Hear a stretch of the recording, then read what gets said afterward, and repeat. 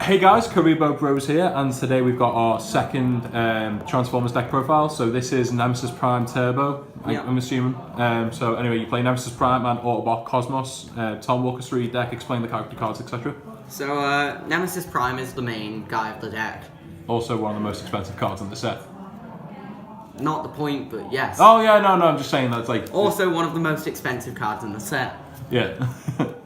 Guys, this isn't a budget deck. Well, to be fair, the whole game's sort of budget. And that's the thing about this. It's not like Yu-Gi-Oh! It's not a budget deck. Yeah, but it's not like Yu-Gi-Oh! Basically,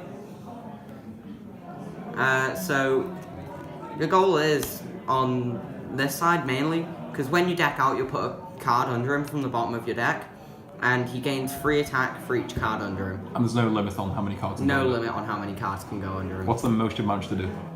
The most I've managed to do is only like 3 or 4. But I mean, it's still good damage. Once you reach that point, you're swinging for like 20 attack a pop. Yeah. So, like, even after the first deck out, he's swinging for 10, which is about the average health of a character.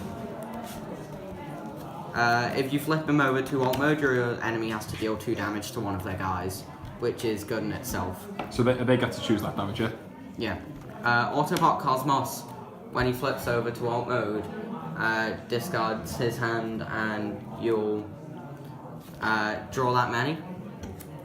So it's just really good for turboing through your deck. And when you deck out while swinging into anything that right now isn't Megatron, Living Weapon, or the Rare Optimus, which I again forgot the name of. Battlefield Legend. That one. Battlefield Legend. You auto kill it. Nice. So the deck's built around getting as much utility out of decking out as possible. Onto the main deck. So we play 3 System Reboot, because making each player discard their hand and draw 4 just helps you deck out as quickly as possible. Does this deck have a bad matchup against who's the Decepticon? Shockwave. Yes, it does have a very bad matchup against Shockwave. Incredibly bad. Like, terribly bad. Very, very bad. Like, every card in the deck discards your hand to draw, pretty much. Or at least that's what you're doing. Free backup plan, it's discard your hand, draw 3. You'll notice most of the pips are white. Oh, there's a lot of white pips to help you deck out. Free rapid conversion. We play rapid conversion because it flips Cosmos a lot quicker. So like, if you're going second, turn 1, you can just discard your hand and draw that many. And it just puts you incredibly far ahead in the game. So we play 3 Inspiring Leadership. Again, draw 3, discard 2, you just turbo through your deck as quickly as possible. 3 Treasure Hunt. Scrapping the top 4, again, just goes through your deck as quickly as possible. And also it's just really strong utility for refilling your hand for Cosmos. And then you add any upgrades, don't you? You have quite a few upgrades. Oh no, so I'm saying you add the upgrades. Yeah, you add all the upgrades, and then you can flip Cosmos, and because you've just got a much bigger hand from this, you draw more cards off of Cosmos. 3 Medic. We play Medic in order to keep Nemesis Prime alive as long as possible, and cards like Cosmos, because the deck is a bit slow, because you do need to deck out before you can start doing things.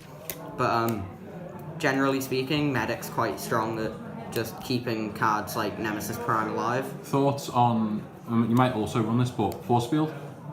Force Field is, yeah, we play Force Field. Oh, you do play Force Field We too. do play Force Field. I'll talk about it a bit later. Oh, okay. 2 Disruptive Entrance. Disruptive Entrance is just good at stopping your... We also play 2 Disruption, just because it stops your opponent from getting power plays. And the 1 Ramming Speed, because The last action. it just keeps the deck a bit of diversity, so you're not stuck between one or the other. Did you by any chance also need to throw in a 40th card? No. Oh, okay. It's just very good to go with these. Yeah. Because these keep your hand control, whereas if they've already played it, you might want the ramming speed. That's it for the actions. How many actions are there, do you know? Nope. Nope. Feel free 3, to 6, count. 9, 12, 15, 18. I think it's 21, I think. Okay.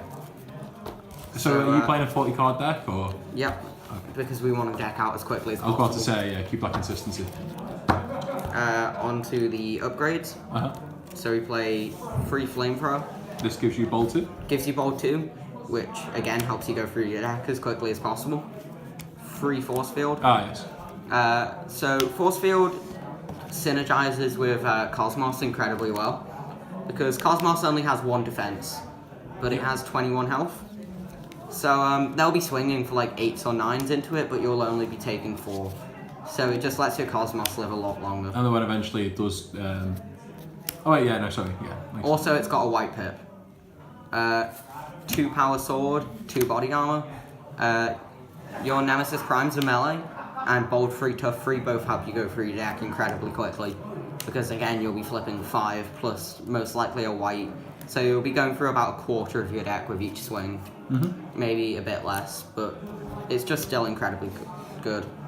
You play 2 grenade launcher. Just the 2? Just the 2.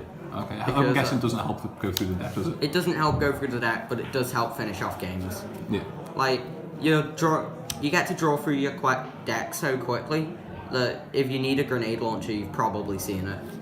Like, playing free can just hinder consistency a bit. 2 data pad, again, it helps draw. Same question I had with Tom when we did his deck profile. Data pad over data bank? Yes.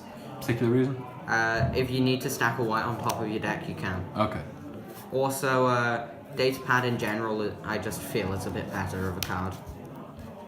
Like, it just has a lot more utility. Yep. 1 scrap, 1 gauntlets, 1 drill arms, 1 crushing size. 1 of each?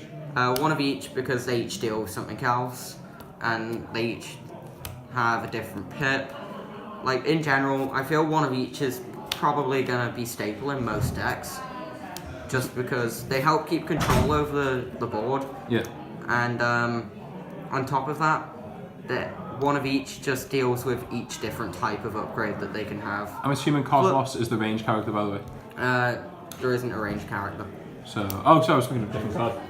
Sorry, I was thinking of Hovercraft, never mind. But, basically, also, because of the nature of the deck and how many draw cards we're playing, if you need 1 of these, you're probably going to see it. Yeah. And you can hold it from there, depending on the matchup you've got. So, so that's the main deck. That's the deck. Any comments on the deck? Anything you might change or anything you don't like? No? I'd say...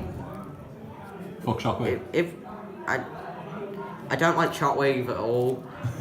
It's always bad to have a deck that you just lose to, but that's just sort of the nature of the deck we're playing. Yep. But in general, I feel the deck's very diverse. It does a lot of things quite well. If your opponent can't deal with your guys early enough, you can just snowball out of control. Nice. And because you have so much draw power, you can afford to play less of each card, because you can just draw into the ones you need. Fair enough. Thanks for watching, guys.